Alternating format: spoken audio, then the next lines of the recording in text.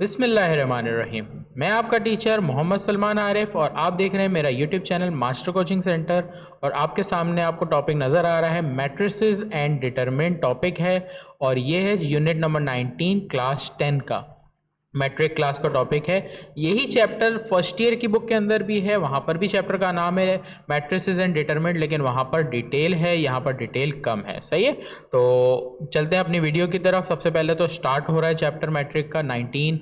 बिस्मिल्लाह कर रहे हैं इस चैप्टर की। और इस चैप्टर में अगर आप टॉपिक देखो मैट्रिसेस एंड डिटरमिनेंट, तो ये आपके लिए बिल्कुल न्यू टॉपिक है। आपने इससे पहले इस टॉपिक को नहीं पढ़ा हुआ होगा, बहुत ही रेयर किसी स्टूडेंट ने पढ़ा हो तो हो सकता है, वरना आपके लिए न्यू टॉपिक। बहुत ईजी टॉपिक है, मैट्रिक लेवल पे तो बहुत आसान है ये। तो ये सबसे पहले तो मैट्रिसेस का इंट्रोडक्शन दे देता हूँ। मैट्रिक्स क्या है? Rectangular arrangement. अगर मैं नंबर्स लिखता हूँ 3, 1, 4, 2, ये 4 नंबर लिखे, अगर मैं इसको रेक्टेंगुलर या बॉक्स अरेंजमेंट में लिखता हूँ, ये हमारी मैट्रिसेस फॉर्म कहलाती है। तो कोई भी नंबर आप ब्रैकेट में भी लगा सकते, इस तरह ब्रैकेट भी बना सकते हो और स्क्वायर भी बनाते। मेजॉरिटी पूरी बुक में आपके पास यही बना हुआ है, कुछ कुछ जगह पे ये भी यूज हुआ है। सही है, सबसे पहले तो आपको पता होना चाहिए टाइप्स ऑफ मैट्रिक्स क्या होते हैं। सही है, पहला टॉपिक ही आपका टाइप ऑफ मैट्रिक का है और ये एमसीक्यू से रिलेटेड आपके पास चीज़ें आती हैं। क्वेश्चंस जो आएंगे उसमें आपको ऑर्डर वगैरह, रॉस, कॉलम, ये सारी चीज़ें पता होनी चाहिए। अब अगर एक मैट्रिक्स मैंने लिखा है जैसे 3, 4, 1, 2 लिखा था, अगर मैं इसी मैट्रिक्स की बात करूं तो इसमें 3 और 4, 1 और 2 ये मेरी रॉस कहलाएंगी। अगर मैं बात करूं रॉस की तो 3, 4 और 1, 2 मेरे रॉस में है। अगर मैं 3, 1 और 4, 2 की बात करूं तो ये क्या है? कॉलम है। सही, तो रॉस एंड कॉलम की अरेंजमेंट जो होती है वो मैट्रिक्स कहलाती है। इसी तरह टाइप जो वैल्यू बनती है रॉ मैट्रिक्स की। अगर आप मैट्रिक्स को देख रहे हो तो आपको मैट्रिक्स नजर आ रहा है, ऐसा मैट्रिक्स जिसके अंदर सिर्फ एक रॉ पाई जाएगी, एक रॉ होगी, वो आपका कहलाएगा रॉ मैट्रिक्स। है, याद रखना। ऐसा मैट्रिक्स जिसमें एक कॉलम होगी वो आपका कॉलम मैट्रिक्स। देखो एग्जांपल के तौर पे देखो, एक रॉ, ये पूरी एक लाइन है, एक ही रॉ है। इस वाले पूरे मैट्रिक्स में देखो रॉ एक ही है। अब कॉलम चाहे जितने भी हो, 1 हो, 2 हो, 3 हो, उससे वास्ता नहीं बनेगा। कॉलम मैट्रिक्स की बात करें तो देखो ये मैट्रिक्स बना है, इसमें एक ही लाइन नजर आ रही है, तो ये एक ही कॉलम है इसका। इस वाले मैट्रिक्स में भी देखो रॉस बहुत सारी है लेकिन कॉलम एक ही है। फिर है रेक्टेंगुलर मैट्रिक्स। ऐसा मैट्रिक्स जिसके अंदर रॉस और कॉलम्स इक्वल ना हो, रॉस एंड कॉलम्स क्या हो? नॉट इक्वल होंगे, ऐसा मैट्रिक्स कहलाएगा रेक्टेंगुलर मैट्रिक्स। देखो, और स्क्वायर मैट्रिक्स साथ साथ दोनों को करा रहा हूं। ऐसा मैट्रिक्स जिसमें रॉ एंड कॉलम इक्वल होंगे वो आपका स्क्वायर मैट्रिक्स कहलाएगा। देखो इस मैट्रिक्स में अगर मैं देखूं तो एक रॉ है, फिर दूसरी रॉ है, 2 रॉ है और आपके पास एक कॉलम है। सही है, ये 2 रॉ और एक कॉलम और इसके बीच में मल्टीप्लाई की साइन, इसको लिखते हैं ऑर्डर ऑफ मैट्रिक्स। सही है, कि रॉ कितनी है, कॉलम कितनी है। इसमें अगर देखो तो एक रॉ ये रही, दूसरी रॉ ये रही, 2 रॉ है, 1, 2, 3 कॉलम है, 2/3, 1, 2, 3 रॉ है, 2 कॉलम है। हर किसी में देखो तो रॉ एंड कॉलम अलग अलग है, इस वजह से रेक्टेंगुलर मैट्रिक्स। स्क्वायर मैट्रिक्स की बात करें तो स्क्वायर मैट्रिक्स ऐसा मैट्रिक्स जिसमें रॉ और कॉलम इक्वल हो। देखो एक रॉ, दूसरी रॉ, 2 रॉ, इसमें एक रॉ और दूसरी रॉ, तो 2 कॉलम, 2/2 ऑर्डर, सेम है ऑर्डर। इसमें देखो 3 रॉ है और 3 कॉलम है, तो 3/3 ऑर्डर हो गया। अगर इसको देखो तो 1, 2, 3, 4 रॉ है और 1, 2, 3 और 4 आपके पास कॉलम है, तो ये ऐसा मैट्रिक्स जिसमें order equal, square matrix. Unequal order, rectangular matrix.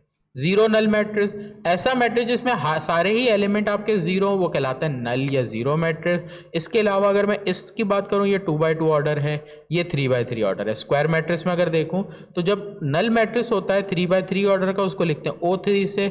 Null matrix 2/2 order होता है, उसको लिखते हैं O2 से। ये याद रखना है। डायगनल मैट्रिक्स, स्केलर मैट्रिक्स बहुत एमसीक्यूज में आता है। अब एक मैट्रिक्स आप देखो ये वाला, इसमें आपको देखो ये जो लाइन नजर आती है ये डायगनल कहलाती है। अगर ये डायगनल में नंबर्स गिवन हो और ये डायगनल के नंबर अलग अलग हों और बाकी जितने भी रिमेनिंग पीछे बचे हैं वो सारे जीरो हों, ऐसा मैट्रिक्स आपके पास क्या कहलाएगा? डायगनल। देखो इसमें भी डायगनल में नंबर कुछ भी है, बाकी सारे जीरो हैं। इसमें भी देखो डायगनल में कुछ भी नंबर है, बाकी सारे जीरो, इसलिए सारे डायगनल। स्केलर मैट्रिक्स और डायगनल में फर्क है कि ये डायगनल के नंबर इसमें सेम होंगे, देखो हर किसी में सेम है डायगनल, बाकी सारे जीरो, तो स्केलर मैट्रिक्स। आइडेंटिटी और यूनिट मैट्रिक्स भी ऐसा ही है। ऐसा मैट्रिक्स जिसके अंदर ये डायगनल में 1 होगा, बाकी सारे जीरो होंगे, वो आइडेंटिटी मैट्रिक्स कहलाएगा। 2/2 ऑर्डर है इसलिए इसको I2 से लिखते हैं, 3/3 ऑर्डर है इसलिए I3 से लिखते हैं। क्लियर है, ये बात याद रखनी है। फिर हमारे को ट्रांसपोज ऑफ मैट्रिक्स दिया है कि अगर किसी मैट्रिक्स में रॉस को मैं किस में चेंज कर दूं, रॉस को चेंज करके उसको कॉलम में बना दूं, कॉलम में लिख दूं, तो ये हमारे हो जाएंगे। फॉर एग्जांपल एक मैट्रिक्स लेता हूँ 3, 1, 4, देखो ये रॉ में दिए हुए नंबर, अगर मैं इसका ट्रांसपोज लूंगा ना तो ये 3, 1, 4 ये कॉलम में आ जाएगा। क्लियर, तो किसी भी मैट्रिक्स के देखो ये रॉज दी हुई थी, ये 1 5 कॉलम में आ गया, 4 6 कॉलम में आ गया, 0 7 कॉलम में आ गया। तो इस मैट्रिक्स को फॉर एग्जांपल ए नाम दो, ये इसका ए ट्रांसपोज है, तो ए के ऊपर छोटा सा टी लिखा जाएगा। देखो यहाँ लिखा हुआ मेंशन भी दिया, सही है, क्लियर। आगे आ जाते हैं।